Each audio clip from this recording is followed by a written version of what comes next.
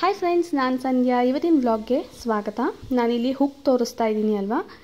ಇವತ್ತು ನಾನಿಲ್ಲಿ ಒಂದು ಚಾರ್ಟ್ಗಳೆಲ್ಲ ಹಾಕೋಣ, ಕ್ಯಾಲೆಂಡರ್ ಎಲ್ಲ ಹಾಕೋದಕ್ಕೆ ಇಲ್ಲಿ ಆಲ್ರೆಡಿ ಒಂದು ಹುಕ್ ಇತ್ತು, ಬಟ್ ಅದು ಕಿತ್ತೋಗ್ಬಿಟ್ಟಿದೆ. ಬಟ್ ಇದು ಡಿಮಾರ್ಟಲ್ಲಿ ತೊಗೊಂಬಂದಿದ್ದು. ಪ್ಯಾಕ್ ಆಫ್ 5ಗೆ 60 ರುಪೀಸು, ಅಂದರೆ ಒಂದು ಪ್ಯಾಕ್ಗೆ 5 ಹುಕ್ ಇರುತ್ತೆ.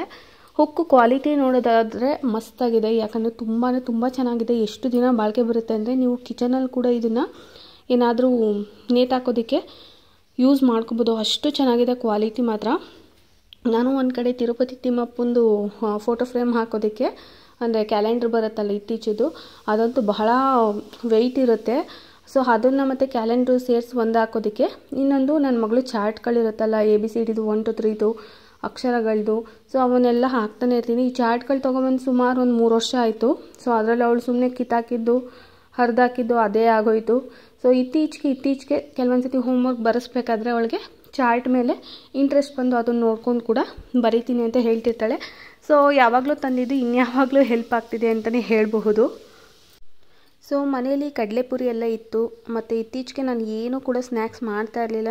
ನಾನು ಮಾಡ್ಕೊಂಡು ತಿನ್ನೋದೇ ತುಂಬ ಇರಿಟೇಷನ್ ಅನಿಸುತ್ತೆ. ಹೊರಗಡೆ ತಿನ್ನೋದಕ್ಕೂ ನನಗೆ ಸ್ವಲ್ಪ ಭಯ, ಆ್ಯಂಡ್ ನನ್ನ ಮಗಳಿಗೂ ಕೂಡ ಕೊಡೋ ಹಾಗಿಲ್ಲ ಅಲ್ವಾ.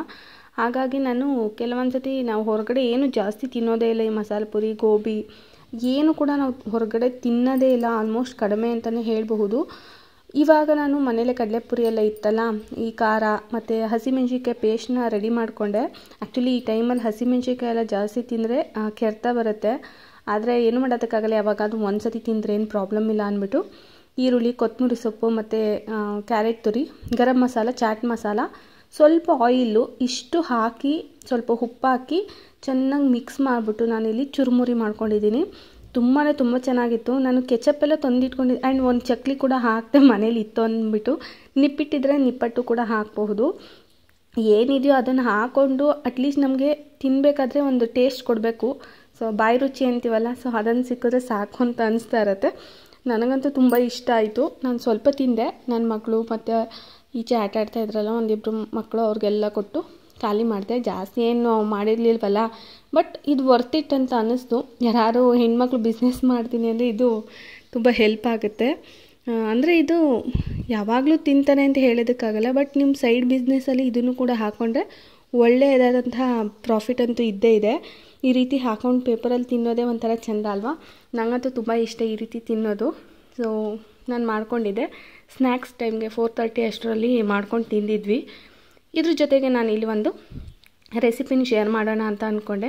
ಪ್ರೆಗ್ನೆನ್ಸಿ ಟೈಮಲ್ಲಿ ಜಾಸ್ತಿ ನಾನ್ ವೆಜ್ ತಿನ್ನಬೇಕು ಅಂತ ಹೇಳ್ತಾರೆ, ಅದರಲ್ಲೂ ಮಟನ್ ತಿಂದರೆ, ತಲೆಕಾಲು ತಿಂದರೆ ಇನ್ನೂ ಒಳ್ಳೆಯದು ಬಾಡಿಗೆ. ಡೆಲಿವರಿ ಆದಮೇಲೆ ಕೂಡ ತಿಂತೀವಿ, ಬಟ್ ಪ್ರೆಗ್ನೆನ್ಸಿ ಟೈಮಲ್ಲಿ ನನ್ನ ಫಸ್ಟ್ ಪ್ರೆಗ್ನೆನ್ಸಿಗೂ ಸೆಕೆಂಡ್ ಪ್ರೆಗ್ನೆನ್ಸಿಗೂ ತುಂಬ ಡಿಫ್ರೆನ್ಸ್ ಇದೆ. ಯಾಕಂದರೆ ನಾನು ಫಸ್ಟ್ ಪ್ರೆಗ್ನೆನ್ಸಿಲಿ ನಾನು ನಾನ್ ವೆಜ್ ತಿಂತಾ ಇರಲಿಲ್ಲ, ಅಂದರೆ ಮಟನ್ ತಿಂತಾ ಇರಲಿಲ್ಲ, ತಲೆಕಾಲು ಮಟನ್ನು ಆ್ಯಂಡ್ ಬೇಯಿಸಿರೋ ಮೊಟ್ಟೆನೂ ಸಹ ನಾನು ತಿಂತಾ ಇರಲಿಲ್ಲ. ಬಟ್ ಇತ್ತೀಚೆಗೆ ಎಲ್ಲವನ್ನು ಕೂಡ ಕಟ್ ಆಫ್ ಮಾಡಿದ್ದೀನಿ. ಏನು ಬೇಕಾದ್ರೂ ತಿನ್ನಬೇಕು ಅನ್ನೋ ಒಂದು ಥಾಟ್ ಬಂದಿದೆ ಅಂತಲೇ ಹೇಳ್ಬೋದು. ಮಟನ್ ಅಂತೂ ಸಿಕ್ಕಾಪಟ್ಟೆ ಚೆನ್ನಾಗಿತ್ತು. ಆ್ಯಂಡ್ ಈ ಥರ ಇರುತ್ತಲ್ಲ, ಅದು ಚರ್ಬಿನೋ ಏನೋ ಹೇಳ್ತಾರೆ, ಅದನ್ನು ನಾನು ಫಸ್ಟ್ ಎತ್ತಿಟ್ಕೊಳ್ಬೇಕಾಗಿತ್ತು. ಮಟನ್ ಹಾಕ್ಬಿಟ್ಟಿದ್ದೆ. ಸೊ ಅನ್ಕೋತಾ ಇರ್ತೀನಿ, ಆ ಕೆಲಸ ಅಲ್ಲಿಗೆ ಮರೆತುಬಿಟ್ರೆ ಮತ್ತೆ ಮಾಡೋದು ಬಿಟ್ಬಿಡ್ತೀನಿ. ಸೊ ಹಾಗಾಗಿ ಮಟನ್ ಅಂತೂ ತುಂಬ ಚೆನ್ನಾಗಿತ್ತು. ಎಷ್ಟು ಚೆನ್ನಾಗಿತ್ತು ಅಂದರೆ ಅದರಲ್ಲಿ ತಲೆಕಾಲು ಪೀಸ್ ಒಂದು 2-3 ಕೂಡ ಹಾಕಿದ್ರು. ಆ್ಯಕ್ಚುಲಿ ತಲೆಕಾಲು ನಾವು ಮೊದಲೆಲ್ಲ ತಿಂತಾ ಇರಲಿಲ್ಲ, ಅದು ಟೇಸ್ಟ್ ಗೊತ್ತಿರಲಿಲ್ಲ. ಈಗ ತಿಂತೀವಲ್ಲ, ಅದ್ರ ಟೇಸ್ಟ್ ನನಗೆ ಇಷ್ಟ ಆಗುತ್ತೆ. ಫಸ್ಟ್ ಏನಾದರೂ ನಾನು ಪಾತ್ರೆಗೆ ಕೈ ಹಾಕಿದ್ರೆ ಫಸ್ಟ್ ತಲೆಕಾಲು ಪೀಸ್ ಏನಿದೆ ಅದನ್ನೇ ಹಾಕ್ಕೊಂಡು ತಿಂತೀನಿ, ಯಾಕಂದರೆ ಅದು ನನಗೆ ಇಷ್ಟ. ಇವಾಗ ತಲೆಕಾಲು ಅಂದರೆ ಫಸ್ಟ್ ಟೈಮ್ ಮಾಡ್ತೀವಲ್ಲ ಆವಾಗ ಮತ್ತೆ ಇನ್ನೊಂದು ಸತಿ ತಿನ್ಬೋದು ಅಷ್ಟೇ, ಮತ್ತೆ ಕುದಿಸ್ಕೊಂಡೆಲ್ಲ ತಿನ್ನೋದಕ್ಕಾಗಲ್ಲ. ಆದರೆ ಮಟನ್ ಸಾರು ಹಾಗಲ್ಲ, ಇವಾಗ ಮಾಡಿರ್ತೀವಿ ನೆಕ್ಸ್ಟ್ ಡೇಗೂ ಕೂಡ ಕುದಿಸಿದ್ರೆ ಅದೇನು ಇದಾಗಲ್ಲ, ಚೆನ್ನಾಗೇ ಇರುತ್ತೆ. ಇವಾಗ ನಮ್ಮಮ್ಮ ಮಾಡೋ ಸ್ಟೈಲಲ್ಲೇ ಮಾಡ್ತಾಯಿದ್ದೀನಿ ಖಾರನ. ಅಂದರೆ ಅವರು ಒಂದು ಬಾಣಲಿಗೆ ಸ್ವಲ್ಪ ಈರುಳ್ಳಿ, ಬೆಳ್ಳುಳ್ಳಿ ಹಾಕ್ಬಿಟ್ಟು ಅದಕ್ಕೆ ಅಚ್ಕಾರದ ಪುಡಿ, ಧನಿಯಾ ಪುಡಿ ಮತ್ತು ಅರಿಶಿನ ಪುಡಿ. ಸೊ ನಮ್ಮನೇಲಿ ಏನಂದರೆ ಅಚ್ಕಾರದ ಪುಡಿ, ಧನಿಯಾ ಪುಡಿ ಎಲ್ಲನ ಮಿಕ್ಸ್ ಅಂದರೆ ಒಟ್ಟಿಗೆ ಮಿಕ್ಸ್ ಗ್ರೈಂಡ್ ಮಾಡಿಕೊಂಡು ತೊಗೊಬಂದು ಇಟ್ಕೊಂಡಿರ್ತಾರೆ. ಆ ಪುಡಿ ಹಾಕೋತೀವಿ. ಖಾರಕ್ಕೆ ಎಷ್ಟು ಬೇಕು 2 ಸ್ಪೂನ 3 ಸ್ಪೂನ ನೋಡಿಕೊಂಡು ಇದಕ್ಕೆ ಸ್ವಲ್ಪ ನೀರು ಹಾಕಿಬಿಟ್ಟು ಚೆನ್ನಾಗಿ ಬೇಯಿಸ್ಕೋಬೇಕು. ಅಟ್ಲೀಸ್ಟ್ ಒಂದು 5 ನಿಮಿಷನಾದರೂ ಚೆನ್ನಾಗಿ ಬೇಯಿಸ್ಕೊಂಡ್ರೆ ಅದ್ರ ಟೇಸ್ಟೇ ಬೇರೆ ಥರ. ನಾನು ನಾರ್ಮಲಾಗೂ ಮಾಡಿದ್ದೀನಿ, ಎಣ್ಣೆಲಿ ಹುರಿದು ಕೂಡ ಮಾಡಿದ್ದೀನಿ, ಬಟ್ ನಂಗೆ ಇದೇ ಟೇಸ್ಟ್ ಇಷ್ಟ. ಸೊ ಇವಾಗ ಚೆನ್ನಾಗಿ ಮಿಕ್ಸ್ ಮಾಡ್ತಾಯಿದ್ದೀನಿ. ನನಗಿವಾಗ ಏನು ಅನ್ನಿಸ್ತಾ ಇರುತ್ತೆ ಅಂದರೆ, ಈ ರೀತಿ ನಾನ್ ವೆಜ್ಜೇ ಜಾಸ್ತಿ ಮಾಡಿಬಿಡೋಣ ಅಂತ. ಯಾಕಂದರೆ ಆಲ್ಮೋಸ್ಟ್ ಇವತ್ತು ತಿನ್ಬೋದು, ಮಧ್ಯಾಹ್ನಕ್ಕೂ ತಿನ್ಬೋದು, ಆಮೇಲೆ ಬೇಗ ಹೊಟ್ಟೆನೂ ಹಸಿಯಲ್ಲ ನೋಡಿ. ಅದರಿಂದ ನಾನ್ ವೆಜ್ಜೇ ತಿನ್ಕೊಬಿಡೋಣ ಅಂತ ಅನಿಸುತ್ತೆ. ಬಟ್ ಚಿಕನ್ ಎಲ್ಲ ತಿಂದಾಗ ಏನಾಗುತ್ತೆ ಅಂದರೆ ಇಮಿಡಿಯೇಟ್ಲಿ ಹೀಟ್ ಜಾಸ್ತಿ ತಿನ್ನಂಗೂ ಇಲ್ಲ ಅಲ್ವಾ. ಸೊ ಆದರೂ ಕೂಡ ಒಂಥರ ಅನಿಸ್ತಾ ಇರುತ್ತೆ. ಬಟ್ ಮಟನ್ ರೇಟ್ ನೋಡಿದ್ರೆ 500-600, ಆಮೇಲೆ ನಮಗೆ ಇಲ್ಲಿ ಹತ್ರದಲ್ಲಿ ಎಲ್ಲೂ ಸಿಗೋಲ್ಲ, ಅರಸೀಕೆರೆಗೆ ಹೋಗಿ ತೊಗೊಬರ್ಬೇಕು.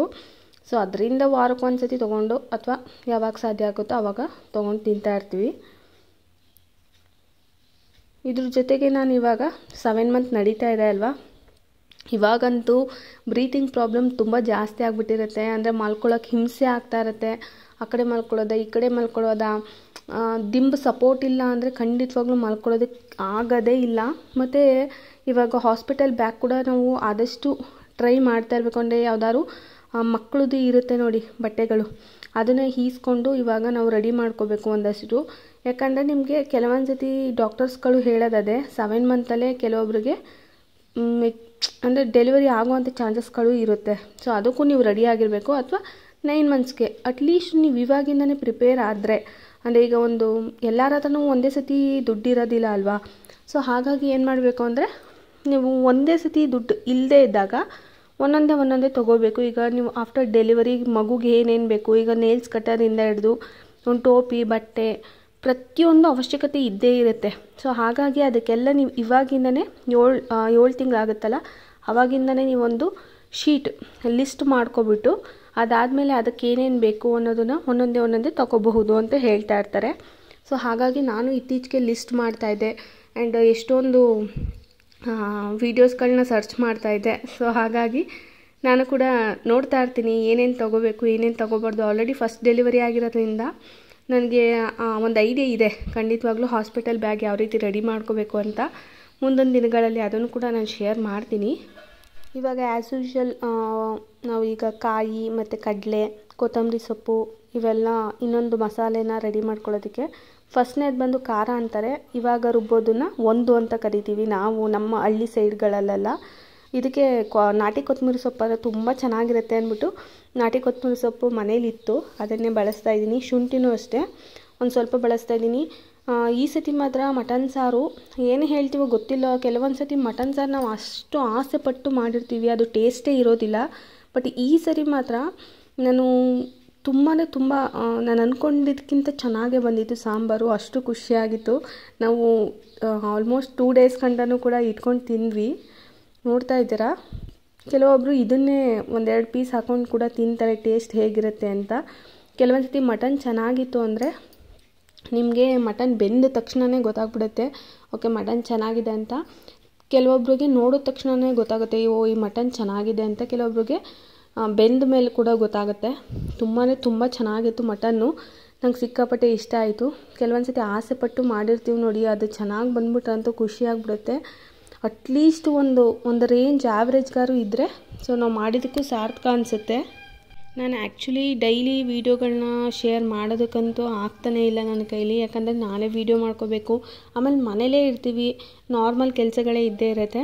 ಏನಾದರೂ ಕಿಚನ್ ಕೆಲಸಗಳು ಜಾಸ್ತಿ ಇದ್ದಾಗ ಅಥವಾ ಅದನ್ನು ರೆಕಾರ್ಡ್ ಮಾಡಬೇಕು ಅಂತ ಅನ್ನಿಸ್ದಾಗ ಮಾತ್ರ ರೆಕಾರ್ಡ್ ಮಾಡ್ತೀನಿ, ಅದನ್ನು ಮಾತ್ರ ಶೇರ್ ಮಾಡ್ತೀನಿ.